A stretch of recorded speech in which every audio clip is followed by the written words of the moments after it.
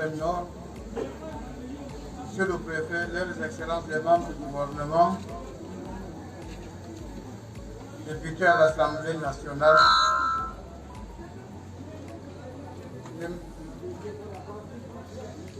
Majesté, distinguées personnalités en vos grades et rangs respectifs. Monsieur le maire, d'abord, je voudrais vous remercier pour les mots aimables tenus à l'endroit de notre délégation. Je voudrais préciser qu'il s'agit d'une délégation interministérielle dépêchée par le chef de l'État, comprenant 7 membres du gouvernement. C'est un événement. Je crois que de mémoire, c'est la première fois qu'une région reçoit autant de ministres pour un événement. Même s'il s'agit d'une situation douloureuse, je voudrais parler des inondations. C'est aussi un moment qui nous permet de se regarder en face et de transmettre le message du chef d'État aux populations sinistrées. Nous sommes là pour faire une évaluation des inondations. Vous avez constaté, monsieur le maire a pris la peine de citer les membres du gouvernement qui sont là. Vous comprenez que c'est le ministre sectoriel en charge des portefeuilles importants qui sont venus faire une évaluation des catastrophes et des autres projets de développement. Et à la fin de notre mission, nous allons faire un compte rendu exhaustif, un compte rendu précis au chef de l'État et il chargera à poursuivre le gouvernement et ce gouvernement prendra des mesures appropriées pour apporter des solutions idoines à ces problèmes récurrents des inondations qui touchent la région de l'extrême nord. Nous devons tous comprendre qu'il y a plusieurs facteurs qui concernent les inondations. Il y a le changement climatique qui ne dépend pas de nous. Parfois, il y a également les problèmes que nous pouvons gérer, à savoir les trains de canalisation, la construction des digues et des choses comme ça. Voilà pourquoi les personnalités sont là pour apporter à nos concitoyens touchés par cette catastrophe l'aide du chef. Et je pense que politiquement, la région de l'extrême nord est une région de référence. Et ça peut expliquer que quand il y a sinistre, le chef d'État, dépêche tant de membres du gouvernement. Le chef d'État lui-même était ici en 2012 pour assister les populations à Guévidi. L'année passée, j'étais ici. Cette année, nous sommes 7. Et comme il est de coutume, nous sommes accompagnés par le gouverneur, des autorités administratives, des forces de défense et de sécurité. Globalement, je pense que c'est un message d'espoir que nous portons aux populations sinistrées. Cette population doit garder l'espoir parce que, bien évidemment, vos doléances vont rencontrer des solutions adéquates quand elles seront soumises au chef de l'État. Je voudrais également demander aux populations de rester confiants. Vous avez des hommes politiques, des députés, des maires qui connaissent les enjeux politiques et ils pourront vous dire, lorsque le chef d'État dépêche une mission de 7 membres du gouvernement, de bonnes nouvelles qui vont suivre à la suite de notre mission.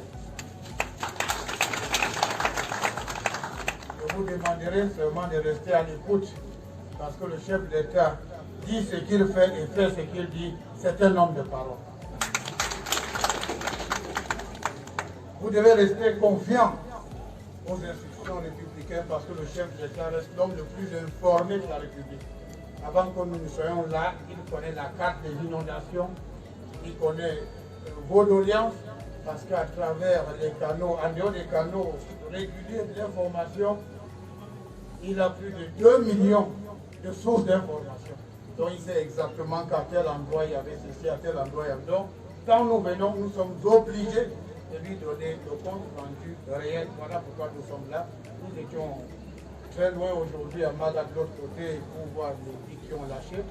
Mais sachez que après notre visite, le gouvernement sera mobilisé avec les moyens qui sont les nôtres ainsi que les moyens de nos partenaires pour vous aider à régler les problèmes qui seront bien évidemment des problèmes moyens ou long terme, mais bien évidemment, il y aura un calendrier précis qui permettra aux populations de toucher du doigt les solutions qui vont commencer à se mettre en place à la fin de notre pays. Je voudrais vous demander aux populations sinistrées, s'il vous plaît, nous sommes déjà à plus de 20 heures, je demanderai aux forces de défense et de sécurité de bien encadrer la distribution des dons. Il y en a pour tout le monde. Nous avons fait les dons du chef de l'État fait par le gouverneur et le préfet.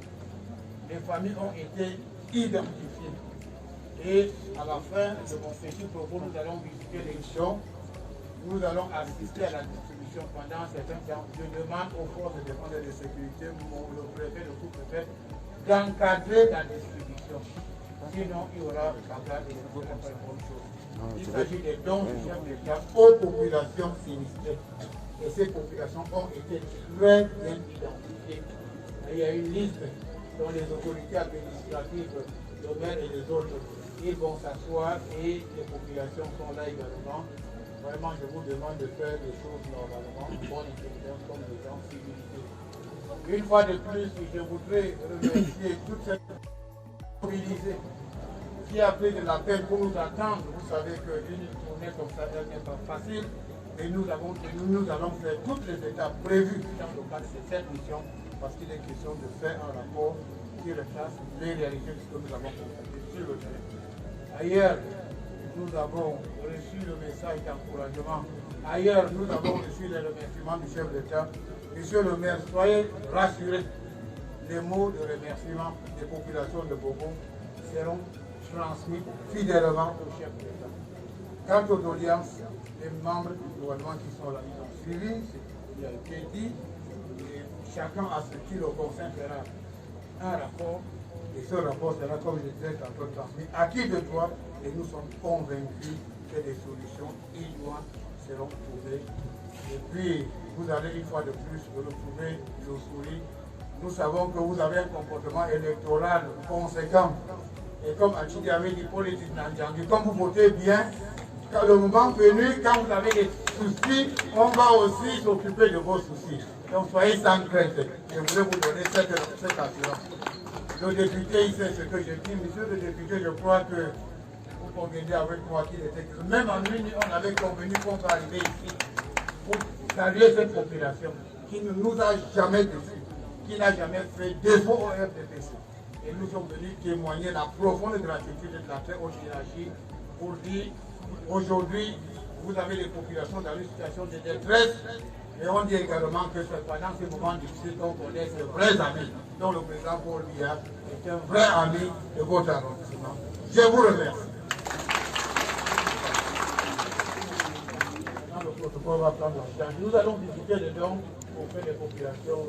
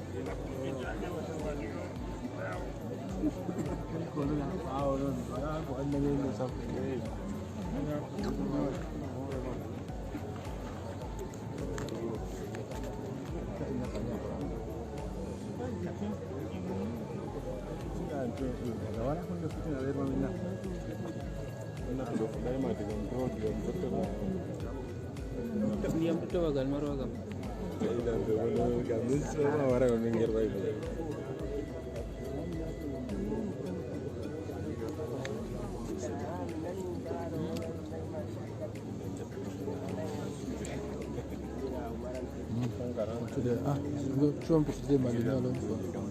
Why look Why look 15,500 won.